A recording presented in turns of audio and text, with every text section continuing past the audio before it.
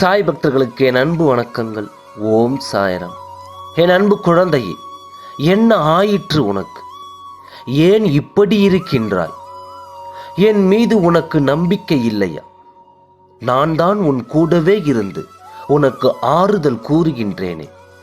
நான் உனக்கு ஒரு விஷயத்தை சொல்லட்டுமா? என் மீது இருக்கும் நம்பிக்கையை மட்டும் ஒரு பொழுதும் இழக்காதே. எந்த நேரத்திலும் என் அற்புதங்களை நான் நிகழ்த்துவேன். என் நாமத்தை உச்சரித்து கொண்டே இரு.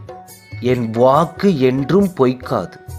நீ நினைத்த காரியத்தை நான் நிச்சயமாக முடித்து கொடுப்பேன். நான் உனக்காக ஒரு காரியத்தை தாமதப்படுத்தியிருக்கின்றேன். நான் உனக்காக ஒரு காரியத்தை தாமதப்படுத்தியிருக்கின்றேன் என்றால் அது உனக்கு 100 மடங்கு நல்லதுக்காக மட்டுமே இருக்கும். புரிகிறதா? என் அன்பு மகளே, உன் கண்ணீரை தொடை. உன் கண்ணீரை முதலில் தொடை.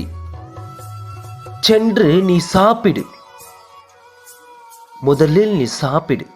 நான் இருக்கின்றேன். நான் பார்த்து கொள்கின்றேன். என் மகளுக்கு என்ன வேண்டும் என்று எனக்கு தெரியும். உன் மனம் வலிக்கிறது. இது எனக்கு தெரியாமல் இல்லை. உன் வலிகளை நான் பார்த்து கொண்டு தான் இருக்கிறேன். கூடிய விரைவில் உன் வலிகளை நான் பார்த்து கொண்டு தான் இருக்கிறேன். கூடிய விரைவில் உன் வலிகளை நான் ஏற்றுக்கொள்வேன். உனக்கு என்ன தேவை என்று உன்னை விட எனக்குத்தான் நன்றாக தெரியும். அதனால் நீ நிம்மதியாக தைரியமாக இரு.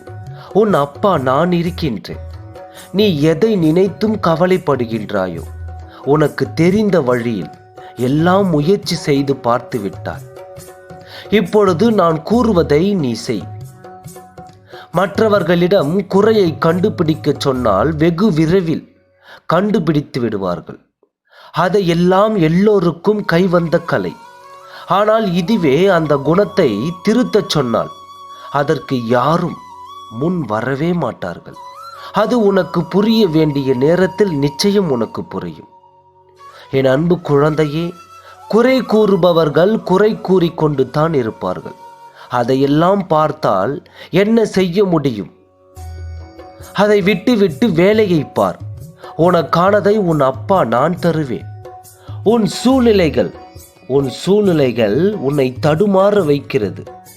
உன் எண்ணங்கள் வட்டமிட்டபடி சுற்றி கொண்டிருக்கின்றது. உன் மனநிலை அழகிய கோலங்களாக இருந்ததை தாண்டி உன்னையே நீ வெறுக்கும் அளவிற்கு உன்னை படுத்தியிருக்கிறது. உன்னை மந்தமாக்கும் உன் எண்ணங்களை உன் மனதிலிருந்து எடுத்துவிடு. அப்பொழுதுதான் உனக்கு மனம் நிம்மதி அடையும். உன் வாழ்க்கையும் பூங்காவனமாய் அழகாக அமையும். உன் கஷ்டங்களுக்கும் ஒரு முற்றுப்புள்ளி வைத்துவிட்டு உன்னை சந்தோஷ பாதையில் அழைத்து செல்ல போகிறேன். நீ முயற்சி செய்தால் மட்டுமே என்னால் முடியும் என்பதை புரிந்து கொள்.